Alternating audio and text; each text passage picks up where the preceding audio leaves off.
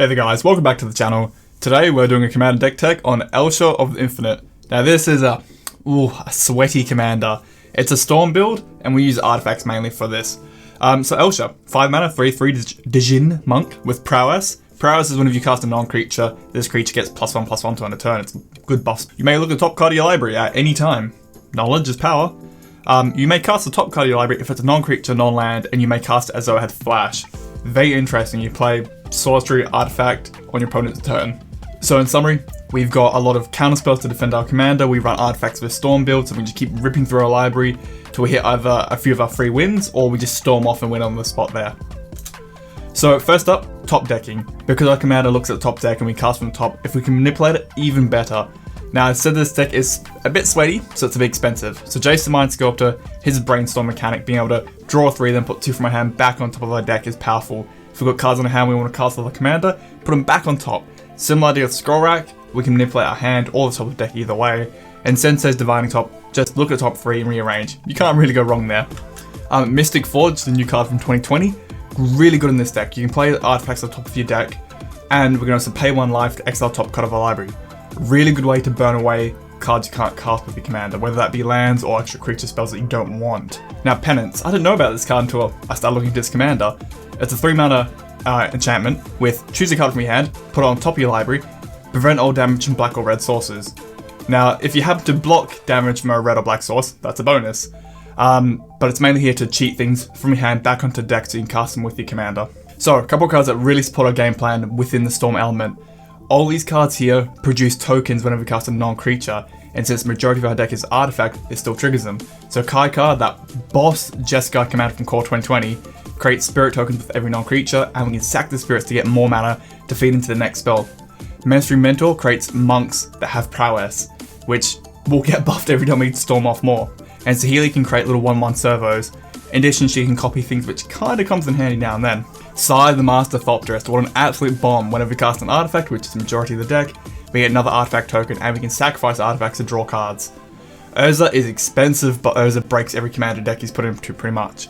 He creates a token which is equal to all our artifacts combined, he can make all our artifacts tap for mana, and you can just cheat things into play.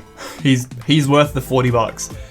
Similarity with Khan here, because he makes tokens which are equal to all our artifacts combined. That alone is a win condition right there. Those tokens are easy like 10/10s in this deck. And they only get bigger and bigger the longer the game goes. Jeskai Ascendancy gives all our creatures prowess. Prowess can stack, so the Jeskai monks from Monastery Mentor can have double prowess. So you cast 1 spell, +2/+2. And it does have a looting mechanic built in, which is nice. Counterbalance, since we have so much top deck manipulation, we'll run it. It's a bit of defense. You're more likely to counter a spell at 1, 2, or 3 mana. Anything over that, it's random. Alright, into the free win. Because we have so much deck manipulation and draw, Approach the Second Sun can be a bit cheesy, but it's good fun. You reveal it, and if you've cast a second spell, you win the game. If you haven't, you put it 7th from your library and you gain 7 life. Aetherflux Reservoir has built-in storm life gain. We'll easily get to 50 life if we just have a few turns of storming, then we can pay 50 life and just dome someone for 50 and kill them dead. Now this is a pretty spicy one. Jace the Wielder of Mysteries. He has built-in Laboratory Maniac. If you have no library and you try and draw, you win the game. Now, the only thing that holds us back are cards our commander can't cast, whether that be creatures or lands mainly. But we've gone with 2 other cards here called Endless Horizons and Mana Severance.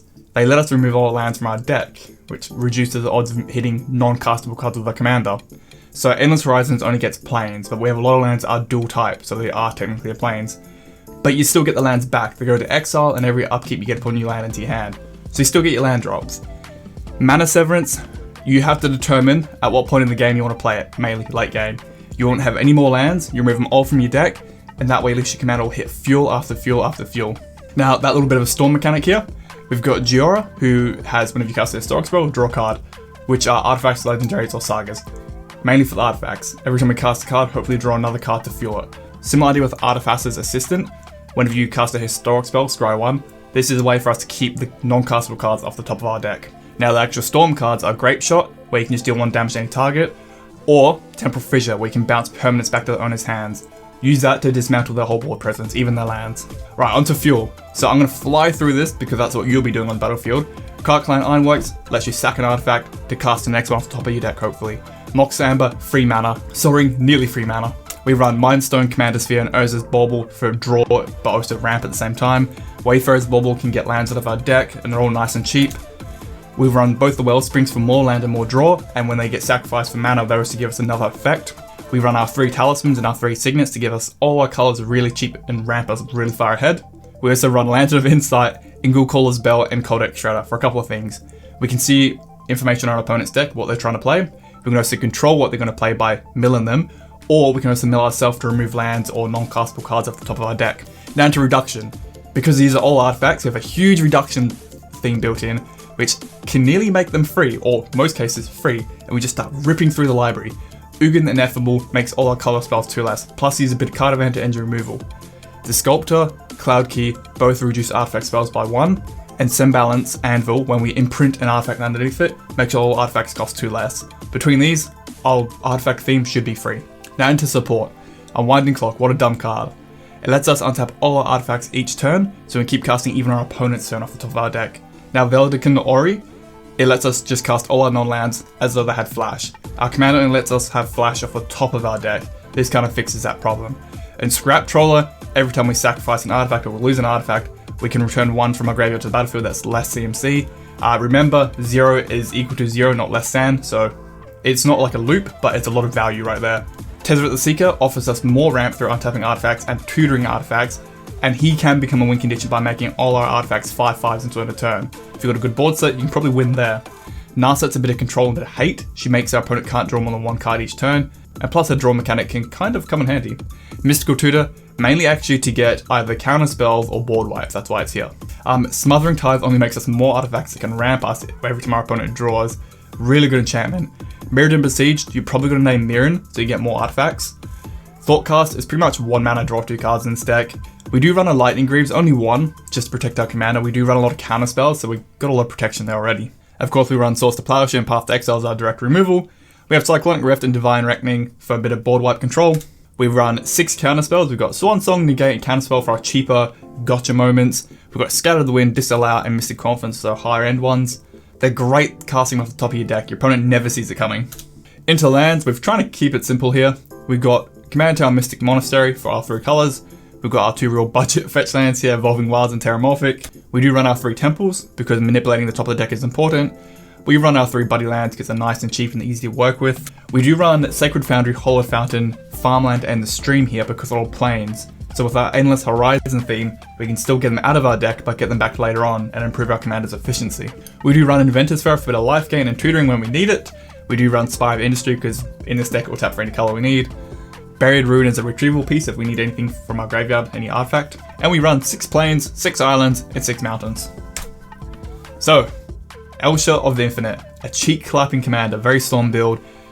Overall, the game plan is you pretty much have all these artifacts which will trigger all your other prowess abilities which generate more tokens that will get buffed up through more prowess effects. We have so many reduction effects built in that reduces all our cards, well mainly our artifact side, that we should be able to cast them off the top of your deck for really cheap or free, and because the mana rocks only feed the next one too. And we have lots of top deck manipulation to clear the top of things we can't cast or things we don't want to cast.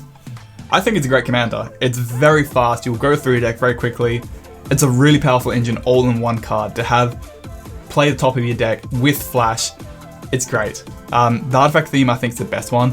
There is just a normal spell slinging theme to go with too, but I feel like the artifact theme is easy to cast because, well, artifact have no color. There's a lot of artifact support and artifact synergy. You feel like you get a lot more value going the artifact theme with this commander. So let me know your thoughts, guys. I think Elsha is a really good, really nutty commander. But yes, let me know your thoughts, how you're building it, what variants are you doing, and have a good one. See ya. Alrighty, it's that time of the video. We can do a bit of a shameless plug. So thank you for watching, guys. If you enjoyed it, please sub and like. It really does help the channel's analytics out a lot. Maybe consider joining me on my other social platforms, where you can talk about anything and everything Magic related. And special thank you to our patrons. They make the channel what it is. These guys are the building blocks for Mana Down Under. They support the channel in many ways. And if you'd be interested in supporting the channel, links are down below and at the end of the video. Thank you, guys.